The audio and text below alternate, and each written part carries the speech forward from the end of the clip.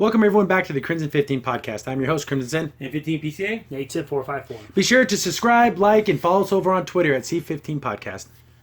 So, She-Ra, check out, I reviewed every episode of Season 1. Check those out. It's in a playlist. I'll have a little link to it. Yeah, we got me and Native have to watch all the episodes. So I watched all of them. You watched all of them too? Okay, good. But there's a little story came up again. I wasn't, I'm not going to touch on it, but this came up and I thought it was important. And this is from comicbook.com. She-Ra showrunner Noelle Stevenson confirms He-Man isn't coming to the Netflix reboot. Thank God. Oh, gee whiz, that's everyone was saying that Kyle, that little snotty pansy of a little boy person who somehow hasn't been killed, is in the Horde army or kicked out or thrown out to go starve in the streets, was Prince Adam. I was like, oh God, no, please don't. And make you that showed me that kid too. I was like, no, don't do that. Because he's blonde. Yeah. And he's skinny. And then they're like, oh, could he be Prince Adam? Take this away, and this was just She-Ra from the 80s. You would have told me that I'd have been disappointed. But that's my little thing from the 1980s. But this is 2018. And when Netflix did the She-Ra, I don't want He-Man anywhere near this. No, I don't So, this is coming from Noelle Stevenson herself. And quoting, and they asked her about He-Man being in the show. Quote, "It would be a challenge, I think, to bring He-Man to life in the present day. Even more so than She-Ra," Stevenson said. He's a very iconic character. It'd be a lot of fun to incorporate him into the world of She-Ra, but I don't know what my approach would be.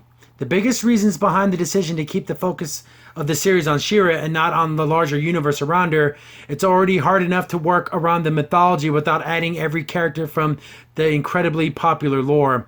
It's sort of a dance of figuring out how to incorporate the larger lore of the Masters of the Universe without needing to visit Eternia or seeing these very, very iconic characters appear.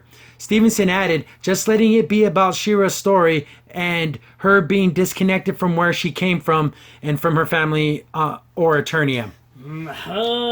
No, it's so funny. I don't know how I would do it. I know exactly how you would do it. Yeah. I know exactly what you would do. Here's the thing.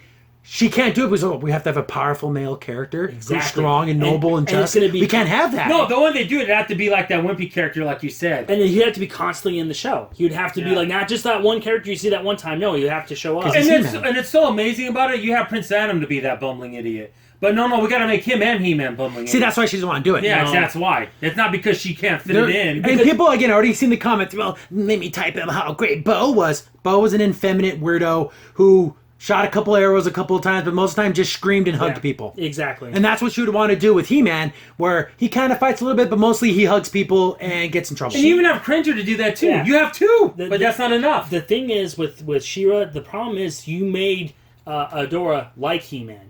That was your problem. So now you can't have He-Man on the show. Because He-Man, well, he's going to be like Adora. Exactly. The other way around, where he's all, being all like, oh, fainting and stuff. But that's what they would want. That's why she's not doing it. No. Because I think if she were to take He-Man and make him into the type of male characters that have been already in this show, what kind of male characters do we have? Bo, the effeminate best friend.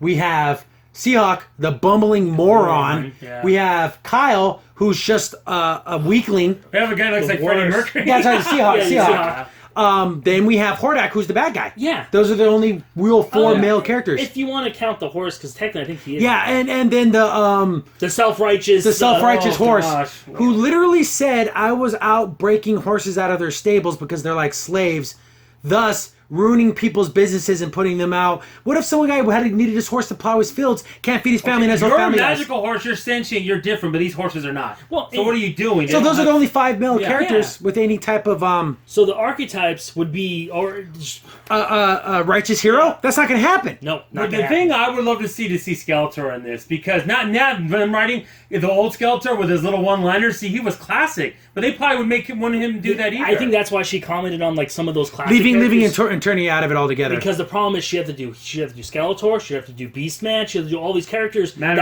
are so classic. She would love to do Tila. She would love to do Fisto. Yeah, Fisto. Fisto. I wonder what they would do with Fisto. I would really remember Stunk, or the one that was the Stunk? Yeah, I want Stunk and Fisto to be. I want their own show, their own reboot.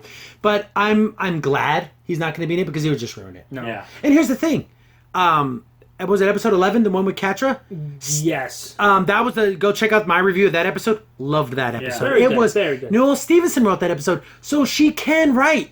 When she tries, she can actually deliver a compelling story, but you can't count on it for episode after episode. What makes me so sad about that, I almost wish she would go back in time to where when you write a show, they would always tell you, hey, leave your other stuff outside your show, write a good story, and then go from there. No, but now it's the opposite. Now you have to put it in there. Oh, you got to bring your baggage. Yeah. Yeah, you got to bring your baggage, because, like, she can write a good episode. She can do it.